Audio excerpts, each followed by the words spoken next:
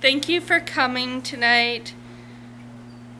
I also have to thank the Bay Path Anime Club for helping us put all of this together. So I'm going to be introducing our panelists. So first up is Sasha Chernyak. Sasha is a senior here at Bay Path and in the Liberal Studies program. She's been interested in comics since she was a child and has attended a number of conventions and discussions on the topic. She's highly interested in the history of American comic books and occasionally writes comic book reviews. Next is NC Christopher Couch. He teaches comics, graphic novels, science fiction, film, and animation, and Native American art and culture in the comparative literature program at UMass. He has a PhD in art history from Columbia University and is the author of many books on Latin American art and comics, including The Will Eisner Companion, The Pioneering Spirit of the Father of Graphic Novels, with Stephen Weiner, and Will Eisner, a retrospective with Peter Meyer. Up next is Dennis Kitchen. Dennis began his varied career as a cartoonist drawing underground comics. He founded Kitchen Sink Press in 1969, where he published legendary cartoonists like Will Eisner, Harvey Kurtzman, Robert Crumb, Al Capp, Milton Caniff, Art Spiegelman, and countless others for over 30 years. Kitchen Sink Books was revived again in 2013. He also writes articles and co-authors books about the comics world. He founded the Comic Book Legal Defense Fund, a nonprofit First Amendment organization, and chaired it for its first 18 years. He is currently a partner in 2 literary agencies and a 3rd art agency.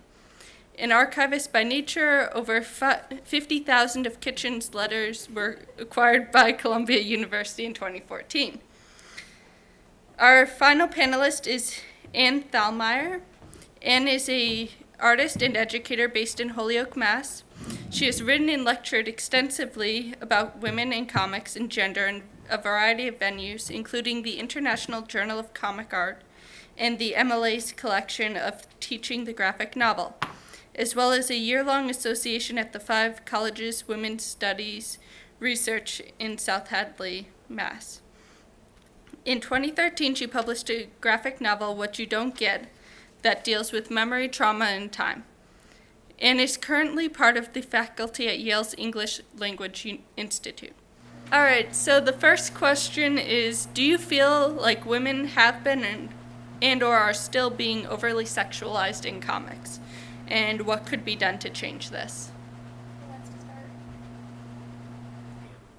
You want me to start? I think you should. Wait, should I start? This is the fanciest intro I've had yet, so, okay. Do I, one more time with the question, is it overly sexualized or sexualized generally? Overly sexualized. I think that's a tricky question, kind of given the way we think about women and gender and the way we've thought about gender as sort of more open now than it used to be. Like, are they still being sexualized? Yes. Is it always a negative thing? I'm not sure that answer is also yes. I think it depends on the work. I think we're seeing more work by women that has to do with sex or more explicit things. I guess it's the question of who's authoring it. Are the women talking about themselves in that way, or are other people doing it for them? Is it objectification? So I don't know that there's a set answer. What do you guys think? I think certainly it's more so in the case of DC and Marvel, the newsstand comics, because by the nature of the costumes the women are expected to wear, how can you not say they're sexualized? Obviously those characters were invented when the comic reading audience was 90% male. Now that it's getting closer to an equilibrium, I guess I would expect to see less of it, but I don't. I come from an independent underground comics background where anything goes, but even there were probably disproportionate number of women involved in what I would call progressive politics, so you see very, very little of it in that realm.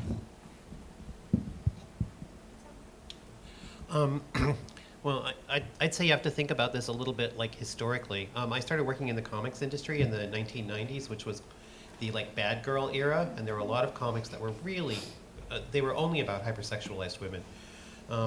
And some of us, there's this idea that if you walk into a comic book store, it's not a place that a woman would ever feel comfortable, okay? And, because there's all these, covers with women with, giant breasts on them and revealing costumes.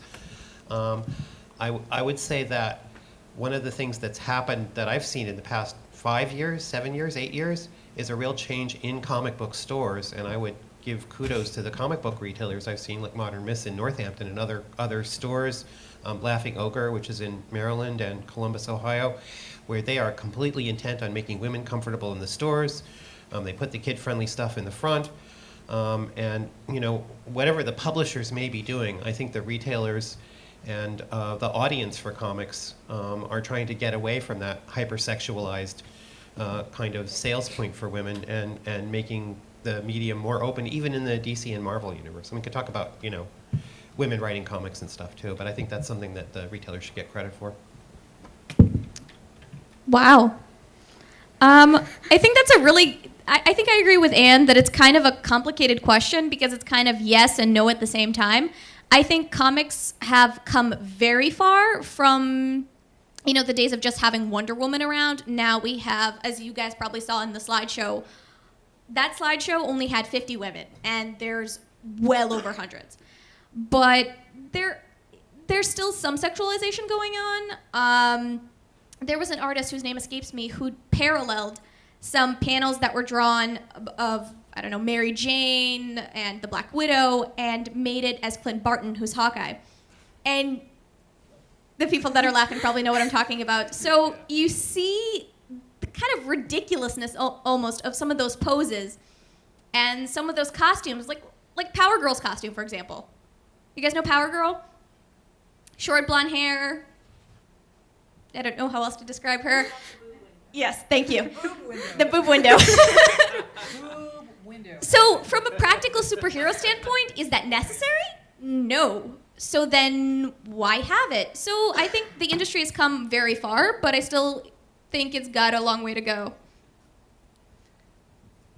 And Sasha, I think what you were referring to is the Hawkeye Initiative. Oh, yeah. Thank you, yes.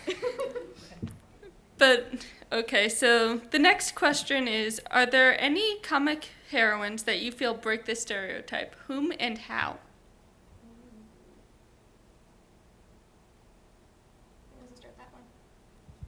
I think it depends on how you define heroine.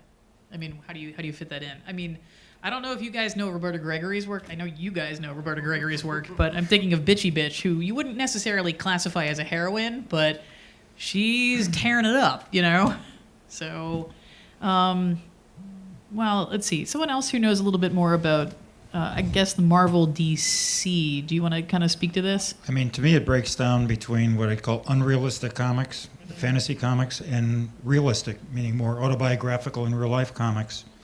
And in the real-life comics, you see people you see. They don't require the boob windows. They don't. I'm totally stealing that. That's a fantastic phrase, by the way. And again, I don't want to dismiss. I don't want to dismiss fantasy comics and the major publishers. They have their place, obviously, and they're the bestsellers. Speaks for itself.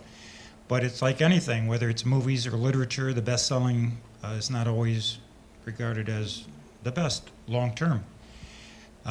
What intrigues me most, I grew up with superhero comics. I love the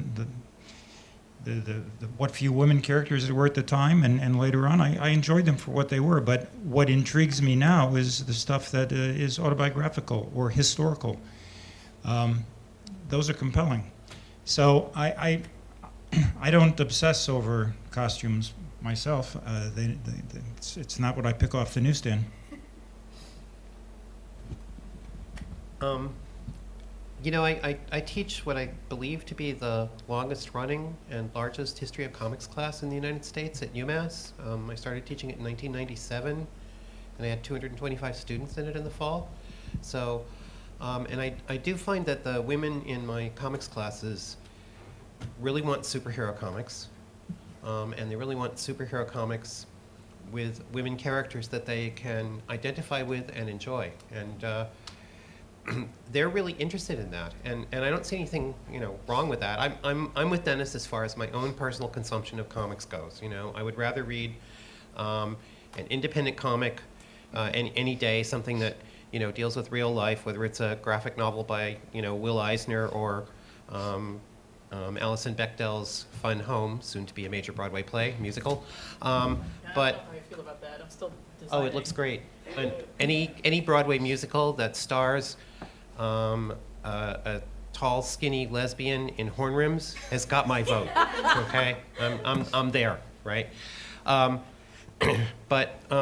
So my students have been getting me to read some of these superhero comics by women, and I just read Ms. Marvel by G. Willow Wilson, and that's Captain Marvel, which is a wonderful pairing of comics, two kind of versions of the Captain Marvel character, one Ms. Marvel and one Captain Marvel, both women, and the writing in the comic about Ms. Marvel, Kamala Khan, really does deal with quotidian life in a Pakistani-American family in Jersey City, and those parts of the comic are quite beautifully observed and realistic, and I enjoyed it tremendously. So, I'm open to that for sure. It seems it's things that women can identify with and find really resonant. Wow, I'm really glad I didn't go first because I actually had to really think about this question. There are so many powerful female superheroes, and Marvel actually right now is getting major points because they're starting an all-female superhero team. And that's kind of been done on and off before. I hope it's successful. Kind of varies depending on what the rest of the industry is doing. Because what they have a habit of doing is starting an all-female team like they did with the X-Men, I think this past year. But it fell short because they were doing all these other events that just kind of took up all the space.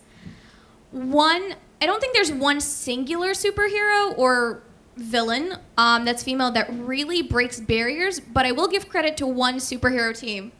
And Jen's smiling, she knows what I'm talking about. That would be the Birds of Prey by DC Comics, the best run of which was written by Gail Simone, who's an absolutely wonderful, wonderful person. And what I think is amazing about the Birds of Prey is that, again, one of them, probably the most successful and well-known to me at least, female team of just absolutely amazing women who have their own problems, who have these incredible faults, but still manage to save the world and kick Batman's butt. And, stand up to Superman because he needs it. So, yeah, that would be my answer, Birds of Prey. Okay. So, out of, the main superhero comics, is there any heroine that you would like to see in film or on the big screen in any sort of way? I can't start. There's too many. Nope. So again, I would love to see a Birds of Prey movie. Who wouldn't? Recently, we're getting the Scarlet Witch. You're gonna have to stop me. One heroine that I would absolutely kill to see would be Hawkeye. Not Cliff Barton, Kate Bishop, and Stature, Cassie Lang, because with them you open up an entire avenue of superhero movies. Now you can introduce gay superheroes. You can introduce Jewish superheroes. Well, superheroes are all Jewish. That's true. Jewish superheroes. And the gay Jewish superheroes, exactly. I would like to see the Invisible Girl. I see what you did there. I see what you did there. You're okay.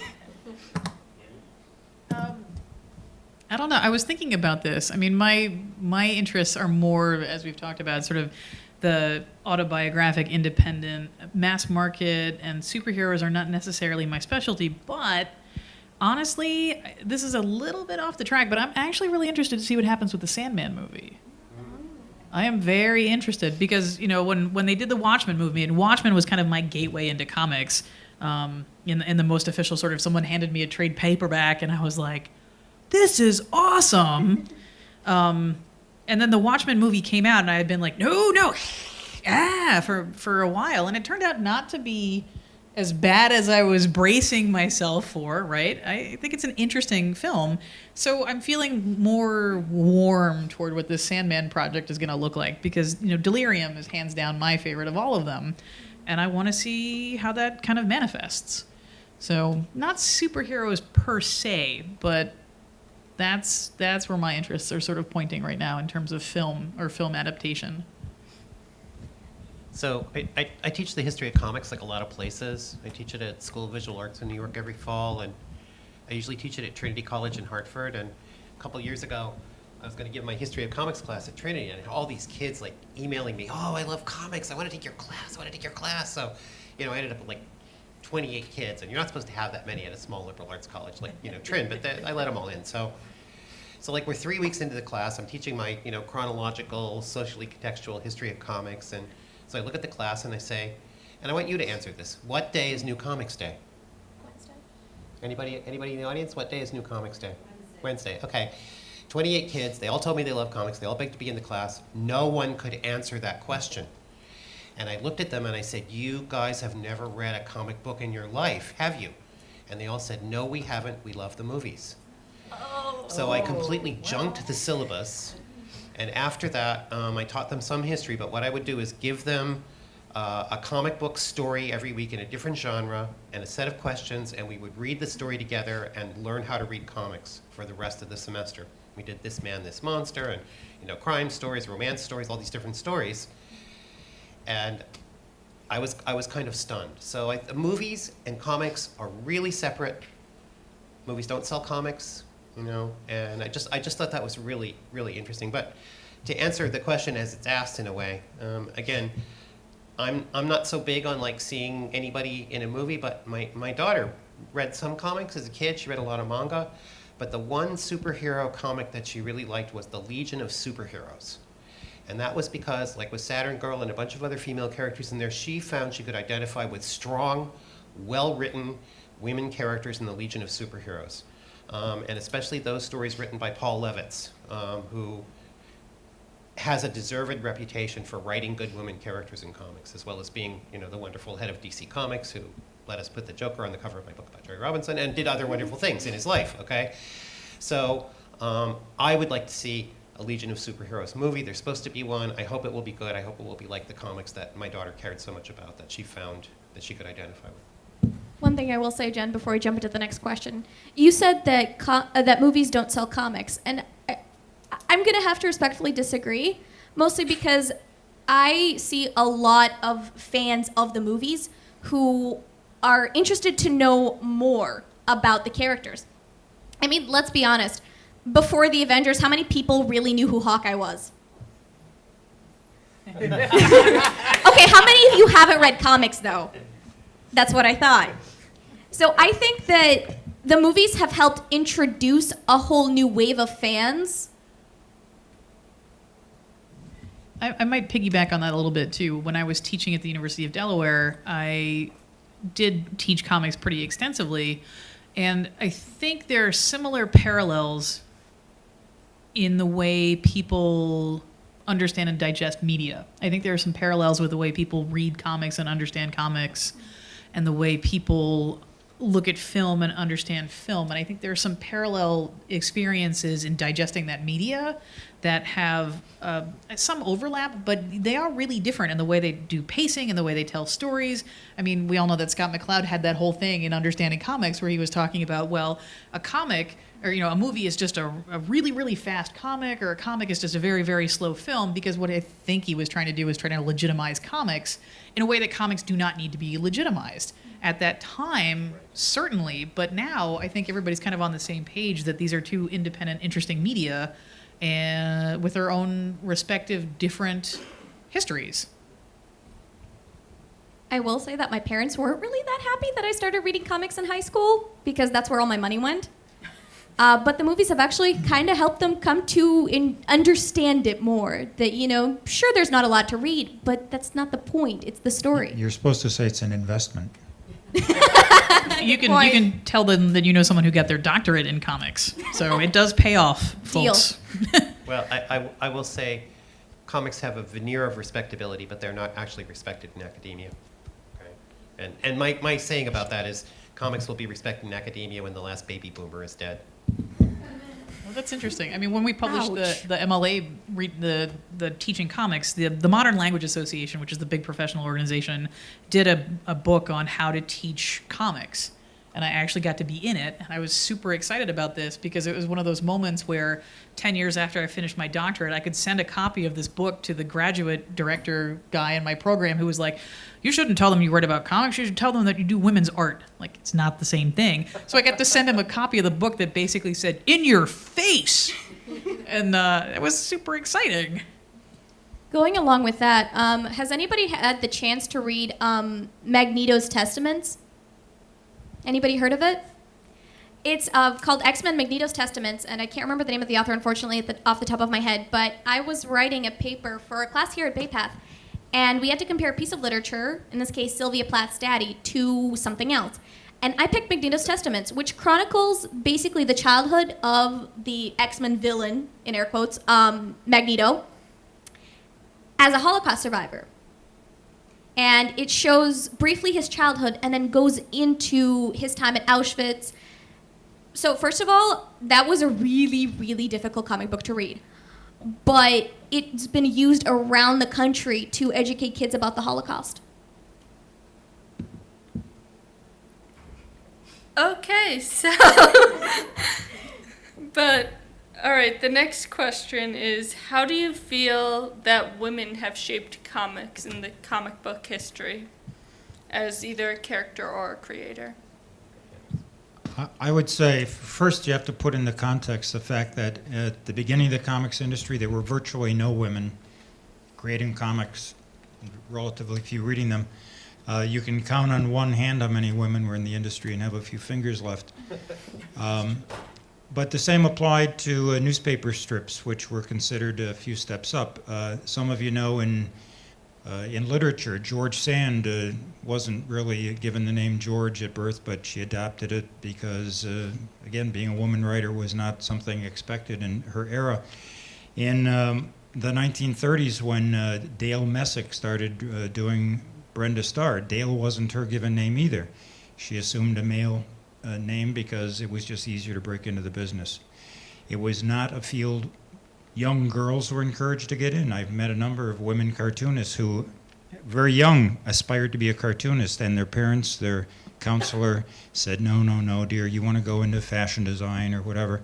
So this was not a field women had an easy time getting into. So when you say, did they influence the beginning, they were pretty much a non-presence. Fortunately, it's steadily grown. In my own generation, Trina Robbins is someone that I would point to who was a pacemaker. She broke onto the scene with a comic called It Ain't Me, Babe. On the cover, it shows Sheena, Queen of the Jungle, Olive Oil, and somebody else kicking ass. Yeah. Lulu, that's right. Because it was the first time women had banded together and done their own comic. And they developed their own collective for a while. They had their own series called Women's Comics. Later there was a separate set, put out a series called Twisted Sisters.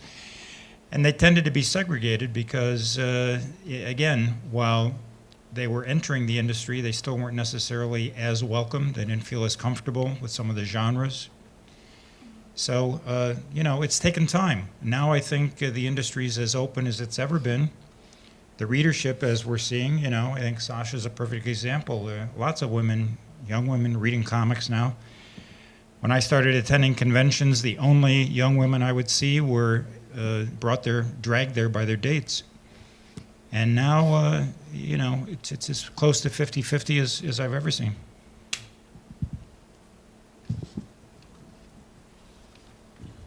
All right, I'm going to beat up on Joe Lepore now. I was waiting. Well, I promised. Look, there's a lot of discussion about Wonder Woman. Joe Lepore recently did a book that focused mostly on the alternative lifestyle of William Moulton Marston, the creator of Wonder Woman, which is fine, I guess. She's a kind of pop historian and things like that. But and there's a lot of discussion about the fact that there were like bondage stories in Wonder Woman. People get really excited about that. But one of the things that I like about some of the things in the early days of comics is there's a kind of real optimism and a spirit of changing things in the world that lays behind those early comics. I think a lot of it is related to tikkun olam, the idea in Jewish religious philosophy that you should make the world a better place. And that's why Superman is such a good guy. I remember Jim Shooter saying on a Superman panel once that Julie Schwartz told him, there's only one thing you need to remember in writing a Superman story. That is, he's a good guy, okay? And MC Gaines was the one who wanted Wonder Woman created. Well, he wanted a female superhero created because he wanted a hero for girls, okay? And then he went on to found Educational Comics, which, made him a vast fortune. No, that's a joke. It became EC Comics, right? So I think there's something really optimistic and positive about the creation of Wonder Woman. And again, MC Gaines went out and hired people who had nothing to do with the comics industry. He did not hire 18-year-old Jewish kids, which is not that there would be anything wrong with that. I mean, they created the Joker and, everything. But he got a pop psychologist who did positive articles in women's magazines about changing your personality for the better, and who was, in his heart, a feminist, right? That's why he had an alternative lifestyle. And he hired the finest artist he could find, Harry G. Peter, an older guy who had been an Art Nouveau illustrator, so he could get the most beautiful comics that he could have. And that was a service to women, and whatever Marston may have done about, tying women up and stuff in the comics, all of the motives there were good in a way that I think is not fully appreciated. And I think that's had an impact on, women as heroes in the comics in a way. But anyway, that's my egg fix. Ooh, another one of those tough questions. Did you and Brianna just sit there and try to come up with the most difficult questions you could? Yes. Okay, that's what I thought. I will agree that Wonder Woman is absolutely iconic. I think she's kind of started it all. These days, there's just so many wonderful, wonderful female superheroes. And sometimes the problem is that you get a writer who just doesn't know how to write women. And I think that's rather unfortunate because it's really not that hard. So, yeah. Didn't Freud ask something about women? I don't know. I'm not a psychology major. Well, he wanted to know what they wanted. Right? Isn't that Freud's famous question? What do women want? He had no idea. I literally just had a test on him. He had no idea. Well, isn't it what was it? That, men will never be able to understand women and women will never be able to understand men, something like that. But I think actually, I was at a panel over the summer at Boston Comic Con. It was a DC panel, and one of the panelists was Gail Simone. And I actually asked her the question. I said, what do we do about, women in comics? How do we get more women to read comics? How do we get more women in the industry? And her answer actually surprised me. I wasn't expecting it. She said, it's happening. There are more women in comics these days, artists, writers, colorists, etc. And there are more girls reading comics. I go to conventions every once in a while. I think, Dennis, you said it's pretty much 50-50. It's it's too close to call. Yeah. Well, I was going to jump in also and say part of my background again is that independent, do-it-yourself. Okay, there are major publishers, but they're not publishing this stuff. Well, hell with them. I'll just do it myself.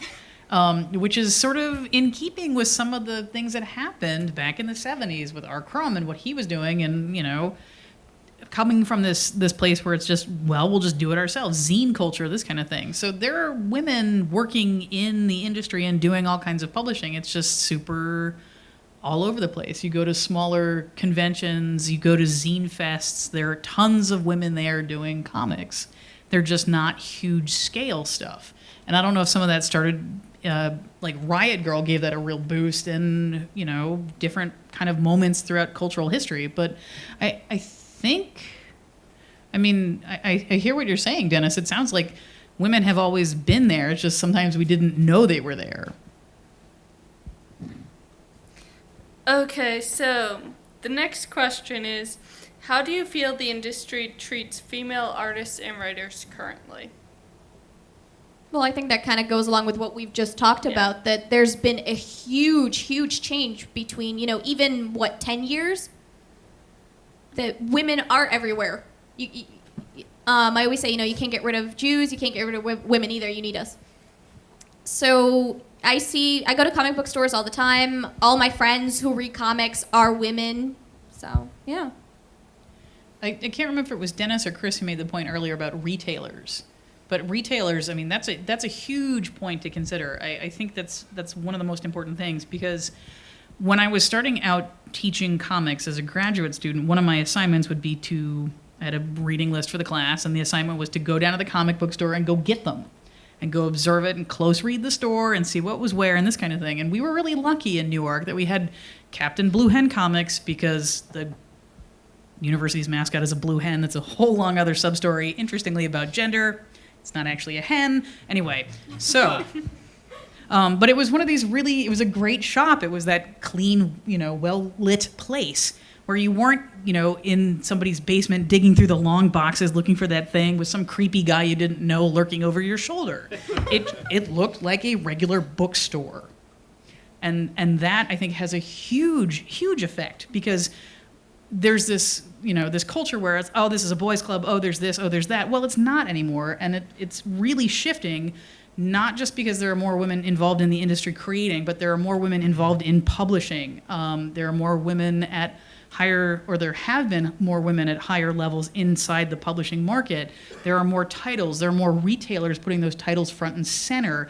Neil Gaiman, however you feel about him, also this was a big thing for him for a very long time, and talked about it extensively. Sandman, again, real touchstone in this. So, yeah. Okay. Question in the audience? Sorry. No, you're allowed. No, go ahead. You get dibs after the boob window thing, so... I'm sorry, I didn't mean to say that. It's okay, we're all grateful. I love it. Seriously. You said, I admit, when I go to comic book stores, I see Marvel and I see DC and I see some Dark Horse publishing. How exactly do independent publishers get stores to sell their stuff? Do they just call and ask? Well, as an independent publisher, this is the part where I got to put in, I have a book in the back for sale, because there's a plug, right? Been warming up to this all evening. As an independent publisher, part of it is I shop there. And they know that I do comics, and I've been drawing comics forever and ever and ever. And then I published a book, and they were like, great, you have a book. Can we sell your book? Yes, please. That's part of it. I mean, a lot of the publishers I know at that very small kind of individual level is you're basically going around with your books and you're doing it on consignment and putting it in stores, which is, it has benefits and downsides, but that's sort of like the most straightforward answer I can give you is you take them there yourself and you work out a deal with the person behind the counter. It's a strong parallel, I'd say, to the independent film industry, where there are a lot of blockbusters you can see at every neighborhood, every mall. If you want to see the good indie films, you have to find a place that shows indie films. And so it's the same with comics. There are maybe 30 to 50 what I'd call really, really great retailers in this country. You can walk in and you'll see the indies even more predominant in the store than the superhero stuff. But they're relatively rare, and they're going to be in places where there's a big enough audience. And typically it's a large college town or a place like a Boston and New York and Seattle. And so you have to work hard. If you don't live in one of those places, it's tough. I found out earlier, Modern Myth has some good selection, but most stores, if it has sports collectibles in the title, forget it. But the beauty is today you have the internet, and if there's something you're looking for, you can find it, and you just have to get it by mail. It takes a little extra work. But it all comes down to economics. If you're a retailer, you pay your rent by selling Marvel and DC, not by selling the indies. That's something you usually carry out of a personal passion. And if you find a retailer like that, support the heck out of them, because they're rare and they need support. I'd support that about the retailers. Don't buy your comics online. Go buy them in that store, because they, it's a really tough business and they need to be supported. I just want to say really briefly, if you want independent comics, go to an independent comics show. The creators sell their works themselves right there. Go to New York, go to Boston, go to the Mice in Boston, go to Comic Art Brooklyn or MoCA in New York. There's lots of independent comic shows, and you'll find the finest comics there, and the creators will sign them right to you and do a little drawing. But it's a really good way to discover things and to really support independent comics. Maine Yeah. Comic Arts Festival too. Yeah, I was gonna second that. Like, I am sometimes that person behind the table who is super excited that you just gave me money for the book. But this is how I got into independent comics way back, going to the Small Press Expo down in Bethesda, and I got to meet people like Neil Gaiman and Art Spiegelman and all these folks a long time ago, because I'm older than I look. But that's exactly it, because that's how you start finding out things that you really like and that you really enjoy. There are not very many opportunities in this world where you can go buy art from the person who made it. MICE is a great festival. It's out in Boston. SPX is in Bethesda in September. The Maine Comic Arts Festival, MECAF, I went to it last year. It's awesome. They're doing it again in May this year. It's awesome. Go find them. You do. Dennis is right. You have to work a little bit harder, but it's worth it. It's phenomenal. Okay, so why do you feel there's more of an interest now from girls and women about comics? Am I going to get yelled at if I say movies? Not from me. Okay. I think some of it is the movies, but I think some of it is more openness from retailers. I think it's more people just kind of getting into it, more visibility. People like Chris teaching them in his classes.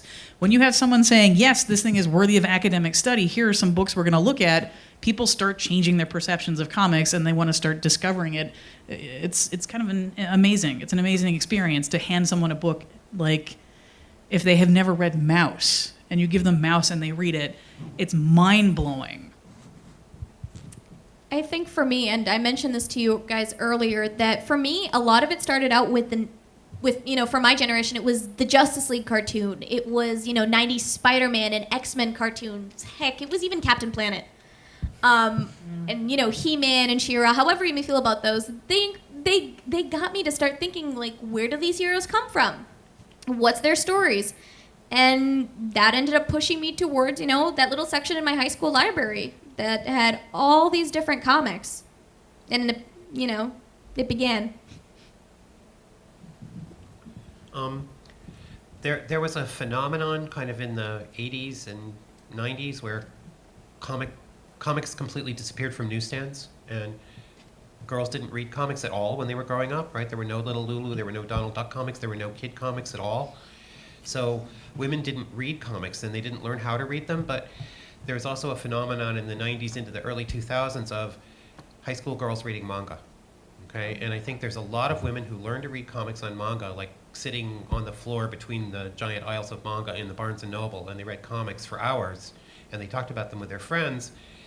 And then in a sense, not that manga are not designed for adults intellectually, they are, but I think it's my opinion, a lot of those women outgrow the manga, right? They get into college, and they find that the contemporary superhero comics, which are written by adults for adults, and by women for women sometimes, really give them something that they don't get from, like, schoolgirls and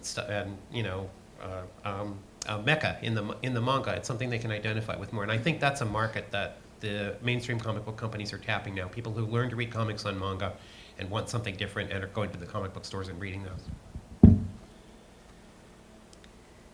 All right, so pretty much to wrap up prepared questions, do you feel like there is something lacking in the comic book industry, and what could potentially be done to resolve that?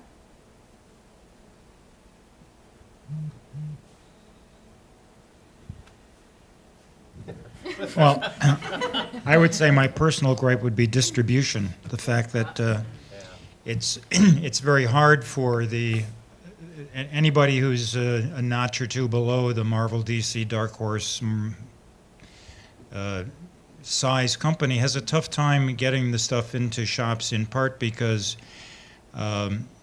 the catalog you get every month is totally dominated up front.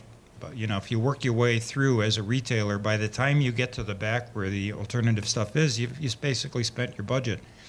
There's no egalitarian way to do that, I suppose. It has to come from a demand, which is why I don't see the system changing soon. But it's, to me, the biggest flaw in the industry that the top-heavy stuff is so dominant that it's very difficult. I mean, someone like Sasha, who impresses me as someone who would probably love a lot of the other stuff besides, the superhero she's gushing over now. She probably hasn't had a chance to see it because the shop she goes in has virtually none of it. And that's unfair to her. So, the internet is a great equalizer in one sense, but you still have to know where to look, and you have to have it recommended, and it's a catch-22.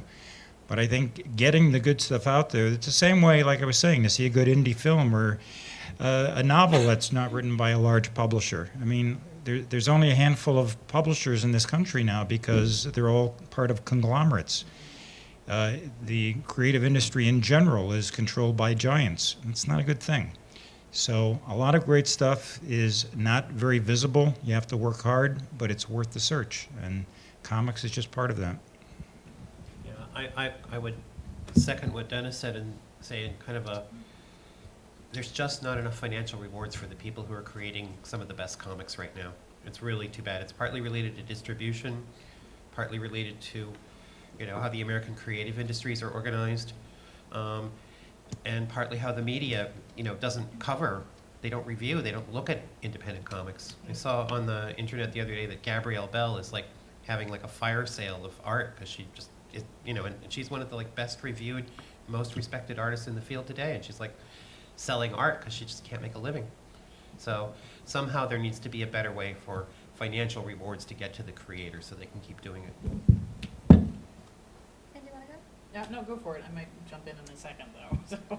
So. Again, you guys have kind of a greater range of knowledge than I do. My field's primarily, what I know of Marvel and DC. But I think part of the problem that I've seen, especially with Marvel these days, is that they're trying a little too hard to tie everything back to the movies. And don't get me wrong, I love the movies. I love the movies so much. But you got to keep the two separate, because I think it's actually turning me off from Marvel Comics right now, because I'm looking at some of the things they're doing and I'm thinking, why? There's so many avenues you can pursue with, I don't know, the Scarlet Witch, for example, or whoever else they're messing with right now, instead of what you're doing. You have this whole world that you're not willing to think about because you're so busy we got to get more movie fans. Yes, you have to get the movie fans, but don't give them the same thing or even close to the same thing that they can get from the movies. Show them everything else that's been great about comics this entire time that they've been missing. You have to understand that people who own Marvel, they look at the comic book division as, at best, research and development. The profit, if any, that they make on publishing is a tiny, tiny fraction of the profit they make on movies. And then you figure the merchandise from that. So the only value the comics have to them is they might find some hot young writer who creates a hot new character, and that leads to a hot new movie, and that's where they make their money. But they're not motivated at all to do what you're asking. That's a little naive. I understand, but it's naive. They're not going to do that. Well, then there's the problem right there. Right. Okay, now I'm bummed out. Maybe I'm sitting over here thinking maybe we need to do what's our top 5 desert island graphic novel comic book titles, or if you were I don't know, if you were designing a class and sort of saying, all right, what do you think the touchstone books are? I mean, not even necessarily sort of superheroes, but if you were to talk about books in which comic books in which women are strong female characters, compelling characters, interesting characters, doing something different, what would those titles be? I mean, I always kind of go to Dykes to watch out for on this one, but what other titles would you kind of put in that category? Because now we've moved into the recommendations part of the evening. Because, I mean, this is the way sort of people get into comics, right? Somebody sits down and says, you got to read this. This book is awesome. I read it. It blew my mind. You've got a list a mile long from your roommate here. What are those books? What are those things that we want to sort of set people on reading? Are we taking questions from the audience now? Now we're going to be taking questions from... Well, I'm telling you, if for every question that comes in, I will give you a recommendation from my list, but that's going to be a real kind of specific thing. So, oh wait, the moderator should take the questions. I'm sorry, I'm taking over. Go, Jen. Go ahead, Vic. No, you go first. Go. Guys, you said that you worked on a First Amendment sort of committee thing. Could you explain in more detail what that was? Sure. The attractive blonde in the front row ran it for a while. Susan Alston. It's called the Comic Book Legal Defense Fund. It started in 1986 when there was a shop busted in suburban Chicago for selling a dozen or so things that the local police found objectionable. The owner of the store called me because his manager had been busted, and one of the titles that had been seized was called Omaha the Cat Dancer, which I published, and I was very proud of it. It was a very literary title, had erotic content, but it certainly wasn't porn. So I was, there's a recommendation. There are collections available from NBM. I was indignant, and so I decided to do something about it, and so I helped basically the retailer to defend himself. He lost at the lower level. He was found guilty. The manager faced a significant fine and some jail time. And so at that point, that's when I thought we really needed to step up as an industry. And so I pulled together some top talent like Will Eisner and Robert Crumb and Sergio Aragones, about a dozen artists who all contributed original art to a portfolio. I got the printer to do it at cost, got the distributors to distribute it without a profit. All the way down the line, we raised enough money that we were able to get a first-class First Amendment specialist to challenge, appeal the case, and overturned it. And at that point, there was still some significant money left in the Treasury, and I remember thinking to myself, well, now what? Could either give that to another good charity, or maybe we need a permanent organization. The truth is, there were busts all over the country. We never heard about it because it was local news. And so I decided we'd start a permanent organization. We made it a 501c3 nonprofit, and it's grown every year since. At this point, I mean, you'd be surprised how many cases there are. Most typically maybe in the Bible Belt, but they happen all over, and they happen at the border. And so having that umbrella organization had another unexpected effect, which is it was a unifier for the industry. And so people who might ordinarily be, say, my competitor was suddenly an ally, and artists who didn't speak together suddenly had a common cause. And so it's an umbrella organization. And as I said, Susan here for several years was the executive director. It was headquartered in Northampton for a while. It's now in New York. So you can look it up online, and you know, when you're writing big checks, keep it in mind as one of your pet charities. Okay. Professor Couch mentioned the artist who had to do a fire sale. I was just wondering if anyone had heard of Patreon, I think that's what it is. Oh, Patreon. Actually, Melissa Mendez, who's going to be appearing at UMass and then at Modern Miss, is actually getting some support from Patreon, which I'm very pleased about. I was just wondering what your thoughts were on that. I don't know enough about it to have any thoughts. I don't think Melissa's gotten very many, you know, why don't you explain what, well, it's a website where you can, like, send regular, Anne, do you know about it? Yeah. Well, explain it. Oh, well, you can sort of sign up and pledge different financial amounts to artists who are already publishing content. Erica Moen, I think, does a huge amount with Oh Joy Sex Toy. Okay. And she's getting a lot of money in from them. Basically, it's Way too much. What? Nothing. Talking smack up here on the table. Yeah, it's I love her stuff. I mean, but I'm just saying. yeah. I love her line work. And some of the color work is really neat too. But basically it's a way to sort of sign up and support your artists that you're reading, or your webcomics artists. We haven't even talked about webcomics. Oh my God, we forgot webcomics. It was like a whole other panel. Oh my God. There's so many women. Yeah, that's true. I mean, maybe it's to do with kind of publishing and immediacy. And anyway, so yeah, it's a website in which you can sign up to support your favorite artists that you're reading for content already, and kind of pledging a certain amount for new content. So it's a cool idea. I'm excited to see it taking off. So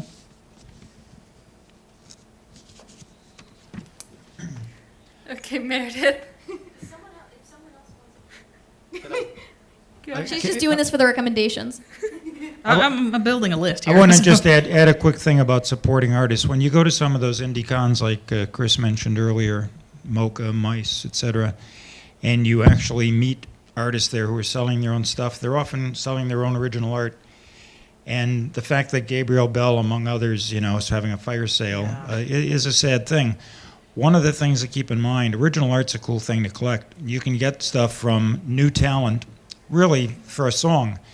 And if you have a good eye, imagine if you met Vincent van Gogh when he was starving, and you thought, okay, I'll give you 10 guilders for your painting. That would be a smart move, right? You can do that with cartoonists, and it's a way of investing in your own taste. And you may be rewarded later by finding out that, that is Van Gogh of cartoonists in a few years. But what you're really doing is you're building that person's self-confidence, you're helping them get by another week, another month, and you are acquiring something very cool you can hang on your wall. So I really encourage that as one of the best ways to help artists. Also, my question never got a recommendation. Just Oh. Anne's making. Oh, I got a list. So I'm working on it. The list at the end. Yeah. Well, also, you guys should also jump in because I have some very particular tastes. So, independent women, autobio stuff, that's sort of my milieu. So, Works for me. okay, cool. Dennis, you mentioned supporting artists and writers when they're starting out.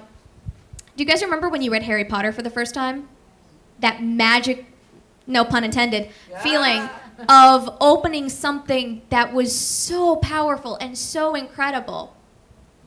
You can have that moment with these comics because this is a completely new, especially to me, it's a completely new area that I'm actually really excited to explore. Yeah, this is like when I used to assign Watchmen, which is sort of, I talk about these books as sort of like Batman, The Dark Knight Returns, Watchmen, and Mouse are sort of the big three of comic graphic novels because they came out around the same time and adults started reading them and it became okay for adults to read comics, this kind of thing. So I would assign these books in my first year composition classes. And I would have students who would be dragging their feet all semester. I don't want to read Kafka. I don't want to do the. They get to Watchmen. And they come in the next day and be like, I read the whole thing. I read it all at once. It's like, well, don't spoil it for the rest of the class. And the rest of the class was like, no, we finished it too. Which was amazing. And it's exactly what you're talking about with that Harry Potter moment where you read something and you get completely absorbed into it. And all of a sudden, it's like this new find. And you want to tell everyone about it, and that's when we get back to the recommendations. Like, you got to read this. This is amazing. So it's kind of rad. Other questions? please. In the front. All right, yeah. This is a little bit fishing for reviews, but there's two parts to it. So if you don't want to give reviews, there's an avoidance strategy built in there. But in terms of intersectionality, do you know any comics that sort of have been feminist comics that have also dealt with women of color, queer women, trans women, women with disabilities, things like that, that have been really great for representation there? Or alternatively, have you seen any connection between sort of the rise of feminism in comics and other sorts of representations of women who are not, like, or representations of other minorities? Yes. Oh, we could also pass a mic down into the crowd if we wanted to. Talk louder if you want me to repeat that. I mean, if I've got your question, if I'm understanding it correctly, it's can you you're asking for recommendations of comic books, feminist comic books by women that also talk about intersectionality in terms of women of color, queer issues, transsexual, transgender issues. Yes. Okay, cool. I'm going to send you right to T. Gina by a woman named Gina Kamensky, again, independently published. She started publishing this maybe in 2004, 2003, about her process of transitioning to becoming a woman. And it's an autobio book that basically deals with how do I tell people I used to have a lemur, is how she talks about it. It's a fantastic book. I used to teach it. I love it. Dykes to Watch Out For is another really good one, and particularly from a historical perspective because it was such a really interesting narrative of things that were going on in feminism, things that were going on in queer culture. It actually, if you have not read Dykes to Watch Out For, put that at the very top of your list because it hits all those points that you were just asking about. It's a 6 or 8 collection stack, but it's awesome. And I did part of my dissertation on it, so I'm ready to sing the good word of Alison Bechtel. Fun Home is great, but Dykes to Watch Out For it has a special place in my heart. Jump in, because I'll keep going. Okay, so you said disabilities, women of color, queer issues, stuff like that. Yeah, any intersectionality of different Yeah. sorts of minority women. Batwoman. That would be a good one to pick up. Again, I'm doing. Gail Simone should hire me to be her PR person. Birds of Prey. I am not even kidding. Anything basically pre-New 52 that deals with Batgirl is basically automatic.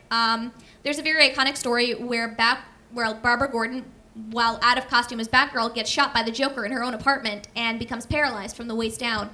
It is incredible, the journey that she goes through, and it's been heralded as absolutely amazing characterization. And if you're looking for anything involving queer comics, I'm going to be Alan Heinberg's plug right now and say Young Avengers, because that deals with... Are you smiling because you read it? Yeah, it's my favorite comic. Yes! I definitely recommend everything before Kieron Gillen took over. I'm not his biggest fan, but I think if you're looking for queer comics, if you're looking for kind of above the realm issues, those would be the ones that I would pick up. I would mention again Omaha the Cat Dancer, which is a long epic. It's collected in, I think, 7 volumes, but it's worth it. And it includes a lot of characters who are handicapped, who are gay, and who are presumed of all races, though it's anthropomorphic. So you have cats and dogs and bison and birds, but they're representing all of humanity. So it's very rich, and it has all the things you're asking about. You guys got a flyer, I hope, for some graphic novelists that are coming to UMass and Modern Miss.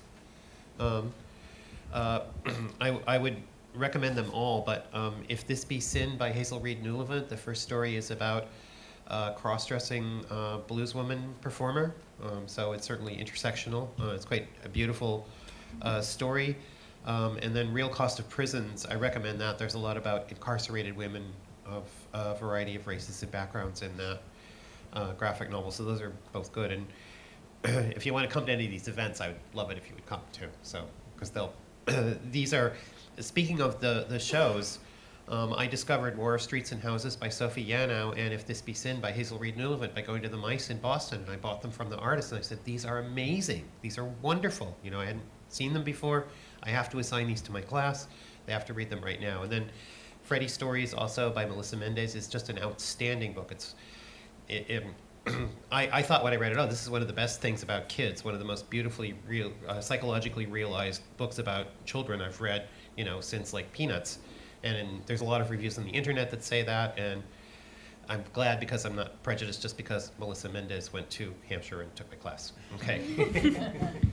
I actually have 2 more recommendations, but Anne, you can go. Oh, I was gonna put two other ones on your radar. There's an artist named Jennifer Camper who does some really cool feminist queer stuff. And it's hard to, this one's a little bit out of print and sometimes hard to find, but if you can find it, it's a work by Diane DeMassa called Hothead Paisan Homicidal Lesbian Terrorist. which quickly became the most controversial part of my dissertation. But it is fascinating, independently published, was supported in part in its publication by a fundraising letter, and this is years before things like Kickstarter. She had her own publishing company, and it's intense, and it's awesome. It's one of those ones that you sit down and read when you've had that horrible day and you come home after being catcalled or something terrible happened, and you read it, and it's just cathartic in a way that is really, I think, unique among independently published lesbian feminist comics. I know I warned you about the super specific subfield. Well, I was thinking about, women who tackle mental illness in comics. And one that will always pop up is Harley Quinn. And I'm not just saying that because I'm wearing her shirt right now. But especially New 52, they've started really delving into her psyche a little bit more than I've seen. And I just came across a panel where she's talking to, of all people, Black Canary. And there's just so much raw emotion. And to me, that was kind of like, I actually gained a better understanding of Harley Quinn from just a couple pages. Oh, that actually reminds me of another title called Cuckoo by Madison Clell, another independently published book that was to do with dissociative identity disorder. It's a really, it might be hard to find, but it's really, really well done. Yeah. How when you say you teach comics, how does that like when I read a comic, you say you teach us how to read comics. When I read comics, I open them, I read them, and then I usually yell at my friends about We can confirm the yelling. Yes. That was a particular class where I actually find that the students can read comics these days. Most of the ones that take my classes at UMass, they don't have any doubt about the importance of comics. They're not taking the class because they think it's going to be easy or anything like that. They read comics as part of their normal diet of comic reading. So they have a sense, and I teach one class that's the history of comics, and then another class that's a graphic novel class, and we just do deep analyses of a series of graphic novels with historical context for each one. It's just the way you would teach any literature and art class, okay? So when I had that one class of kids who just hadn't read any comics, I felt that I had to introduce them to the genres and to go through some ideas about comic storytelling and things like that. But usually I find that my students are like you for the most part. I mean, 99% of them, they just read comics. They already understand the medium on many levels, and it's just a part of their reading diet. And I wish my colleagues would understand that. And I'd say, well, Chris, why do you get so many kids in your class? Or Frank Bruni, a columnist in the New York Times, just had this these nasty columns about what horrible things English departments are these days. And they even teach a class on comics and graphic novels at UPenn. Can you believe that? Isn't that gasp. grotesque? So, Yes, how dare people teach classes on comics? yeah, exactly. Oh. I think we're on the same list, sir, discussing that. I think anybody who thinks that comic books shouldn't be taught in schools needs to sit in a comic book class. So maybe you can invite this New York Times columnist to take your class. He's hopeless. Oh dear. I told you. That's sad. I don't know, Meredith, when you think about what drew you into comics, it's pretty powerful, right? There's that, what? Everybody's got the gateway drug. It's okay. Yep. But there's just something that I think makes comics special in the sense that sometimes I think they delve deeper into issues than any novel that you can pick up and read.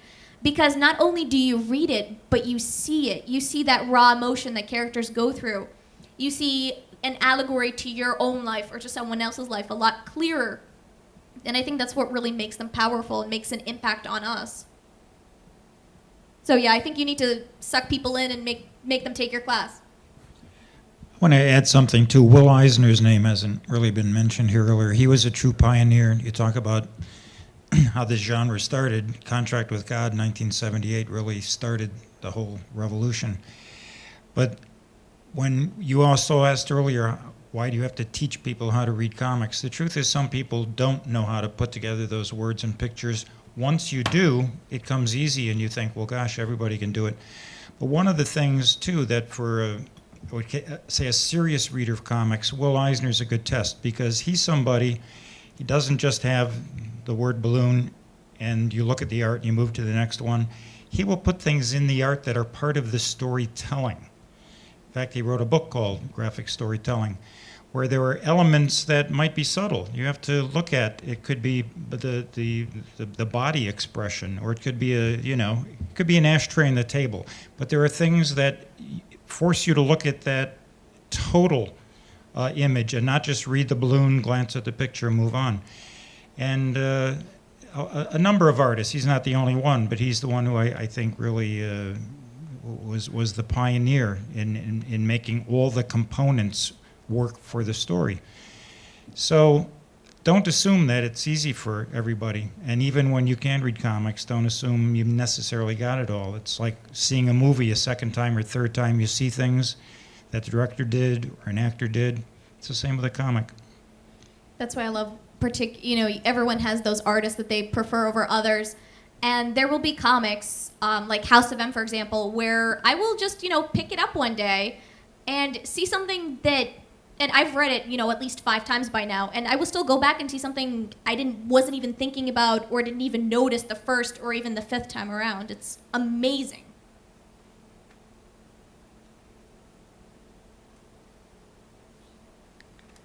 Should I just keep talking? Yeah, go for it. Yes. Go for it. We're gonna cut us off eventually, but we still have a little time. Yeah. When you talk about historical context in comics, I read Mouse and I've read when 9/11 happened, there was a lot of imagery in all the comics. Are there any other events that say that have ripple effects in World War II. If you look at the earliest comics, they started out with, the 30s and 40s is really which is the golden age of comics. You have Captain America, for example, went to fight the Nazis before we were, and you have that iconic poster of him, that cover of him punching Hitler. And it really, and actually they send comics to soldiers in packages. So I think that's probably one of the key aspects that comic books covered. There was one where Superman grabbed, I think it was Hitler, Mussolini, and Stalin, and dragged them in front of the League of Nations at the time. It says, "Here, you're in trouble." I think it was the 60s or 70s, the drug epidemics that were happening and into the 80s. That was also one of the big events. Well, at the risk of sounding like I'm talking about myself here, I would say the underground comics had an impact because as much as all of us love superhero comics and so on, they were speaking to a certain audience, and the subject matter was restricted. In the late 60s, people like R. Crumb and Spiegelman, the two you'd most be familiar with, but scores of others, began doing comics that basically just dealt, very frankly, with real life. And the difference was the comics industry was ruled by a thing called the Comics Code Authority, which thankfully is gone, but only recently. But that restricted what publishers could include in any comic book plot or any image. And I grew up with those, and all of my compatriots saw that it really just emasculated comics. Say what you will about some of the comics that Dr. Wortham hated. They may have creeped parents out, but they also were exciting and scary, and it's the same reason, you want to read anything. There was good and there was bad. The underground comics basically took the Comic Code Authority and ignored it because we were not subjected to the same distribution system. We were sold in head shops, not in drugstores and comic shops. And so as a result, suddenly you had a massive change, not just in the way comics looked and what they contained, but they had an economic impact because we paid artists in a way that reflected the literary tradition. We paid a royalty. We allowed artists to keep their art, things like that. That you have to keep in mind, this was a very primitive industry. The people who did, the Marvel and DC comics, they got paid a flat rate, and that was it. Their art was taken from them. If the book was reprinted or a movie was made out of it, they didn't see another dime. It was an awful, awful system that went back to the Great Depression when artists were so desperate they'd do anything to make a living. So that started to change in the late 60s, and the industry's never been the same since. This is a question a lot of people have been talking about is American comics. Because I grew up reading Asterix and like Tintin and some other foreign ones as a kid. So do you feel that American comics are different than European comics? And are there any that you feel are really great examples people should read for American, as an American, but it's not an American comic? Asterix and Obelix, definitely. It's a cute little French comic about this little town in Gaul during the time of the Roman Empire that just refused to bow down to Caesar because they had a magic potion that made them strong. Recently, I was actually reading about a comic that came out of Israel about a series of superheroes of kids with disabilities. And I don't mean just wheelchairs. We're talking one kid is severely autistic, another one is blind, another one has a hearing impairment. And, you know, they have all these superpowers. In terms of Russia, because that's where I'm from, I will say that they do a lot of their own stories within Marvel and DC. But comic books don't really have any kind of recognition compared to America. And I know we mentioned that, you know, comic books aren't really well respected, where, well, they're even less respected there. I feel like we could fit Persepolis into this category because we haven't really talked about that. And that book is books. That is amazing. I also, off the top of my head, there's a book called Blue Pills by Frederick Peters, who I think is Dutch. And it's a story about it's an HIV positive narrative, which I don't think we've seen a lot of those in American culture. It's basically a story about his girlfriend getting married to his HIV positive girlfriend, and how they have a son, and this whole sort of very personal narrative about it. I don't know as much about Japan. I know Japan has you talked a little bit about manga, and there's a much different approach to comics readership, both in Japan and in France. France is kind of a forerunner in a lot of ways. I would just say, too, that a lot of the best stuff is translated all over the world. So while some American comics are too American for the Europeans and vice versa, the best stuff gets translated. And obviously, manga's had a tremendous impact here. The one thing I would add, too, is that for a long time, comics and cartoonists in Europe, in France in particular, the Dutch, Belgians, they are highly respected, and there's no distinguishing between them and what we'd call the fine arts here. The best comic artists there are treated as artists with a capital A. You don't see that here.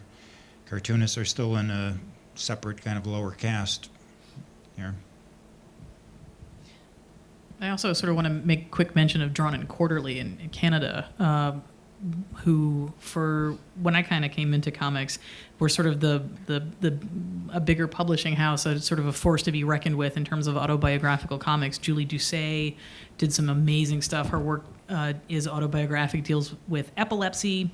Seth, who I love, and I kind of got to give a shout out because that was one of those. I bought a print, one of Seth's prints, 15 years ago at a comic book legal defense fund auction for $50. And I spent 4 times that getting it framed, and it's been hanging in my house ever since. But man, just looking at that thing, walking by it every single day, like, this is awesome. So yeah, there's a number of things out there, but I think I cut you off, Chris. It's related. Published by Drawn and Quarterly is Exit Wounds by the Israeli cartoonist Rutu Modan, which everyone should read Yes, immediately. yes, That's an yes. incredible book. I think that popped up. They were at SPX one year, I think, as an invited guest. Okay, any more questions? Yes, ma'am. Go right ahead. You keep mentioning autobiographical comics. Would you say there are more autobiographical or just straight fiction comics published by you? Yeah, Dennis, I feel like you've got the history on this one. Well, I'd say the person who really kicked off autobiographical comics was Justin Green. He came out with a book called Binky Brown Meets the Holy Virgin Mary. And it's a true story. He hadn't been diagnosed, but he had obsessive compulsive disorder, among other things, and he grew up in a conflicted home where his father was Jewish, his mother was strict Catholic, and so he basically recounted literally visions he was having of the Virgin Mary ordering him to do things, and just all kinds of compulsive activity that was painfully recounted, so that even if you didn't experience this yourself, you felt he did live through this, and it tormented him. And it was a real eye-opener. It was like reading someone's diary and feeling like you almost knew too much. He was so honest about it, and that influenced a great deal of other people. And now autobiography is a kind of a common genre, But it wasn't until the late, or the mid-'70s, I would say. In fact, it's one of the things, actually, that influenced Will Eisner, an older artist, to do Contract with God, where he incorporated, not as crazy, but incorporated autobiographical elements, because his eye had been open to the fact that this could be done.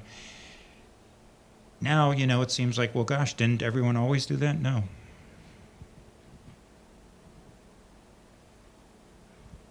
How much does being an artist, to be an indie artist, you keep mentioning that they've got like Kickstarter, but how much does it cost roughly to publish and Well, that depends totally on format. You can do a black and white comic in small quantities at a local printer, and you may only spend a few $100. Depends on the size of your print run too. Yeah. Yeah. And if you want color, that's going to add a lot, and if you want it square bound, that's going to add a lot. But mostly you wouldn't normally do that because that assumes you'd get it distributed, and that's not easy either. But the whole zine world that was mentioned earlier, there's lots of examples. Xerox machines work to start. Particularly, yeah. Don't tell my former bosses this, but open access copy machines are the best thing for small press publishing ever. Because I have done print runs that cost me nothing because I did it on the company's time.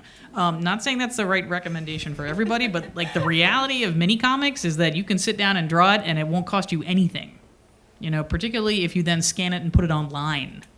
Again, sort of back to webcomics. So, but I can walk you through some of the nuts and the bolts of publishing, what it took for me to publish my book, which is the first one I ever did with a spine, because everything up to that was, scammed photocopies at work. So, but yeah, Dennis is absolutely right. It depends on what size, how many pages, what's the format. Are you going to sell it this way? You're going to trade it with other people? Do you have a grant? Can you get it kickstarted? Are you going to do pre-orders? There are a lot of ways to do it on the cheap, and there are a lot of ways to do it not as much on the cheap. one more? You mentioned, I think it was mentioned earlier that The Dark Knight Returns, Malice, and one other, those were the three webcomics that came. Watchmen? Yeah, Those three were okay for me. Why those? In the reason I sort of put them together as their touchstones, well, they all came out at about the same time, 1986, 1987, right in there. I think it's 1985. 85, 87? Yeah, all three came out in 1985. Okay. And they were in book format. Most of the time, up until this, a lot of the more, I don't want to say the more common, but a lot of the time when we think about comic books, we think about those $3 to $4 kind of easily folded, stapled things you get at the spin rack. These were books. They were trade paperbacks with those issues collected in a spine, and adults were reading them. And adults started talking about them as books. Not so much comic books, but books. And that got a lot of media attention. I kind of came to it after it had already happened. And so I was teaching them in sort of a historical context rather than a, holy crap, this book exists, this is awesome, this just totally changed our entire field in a way that people weren't anticipating. But Mouse is a big deal. Mouse remains a big deal. Of all the comic books and all the graphic novels and all the trade paperbacks I've ever taught in my history, that's the one people have already come to my class having read somewhere else. Well, I was there for that. That was like an important moment, and I remember I was an undergraduate at Columbia College of Columbia University in New York, and I walked into the local independent bookstore, and sitting on the floor was like a 2-foot-high stack of Dark Knight Returns. And I thought, oh, we're there. But we weren't. All right, I think that's all we have time for today. Thank you everyone for coming out tonight, and I would like to thank all of you for your time. We really appreciate it.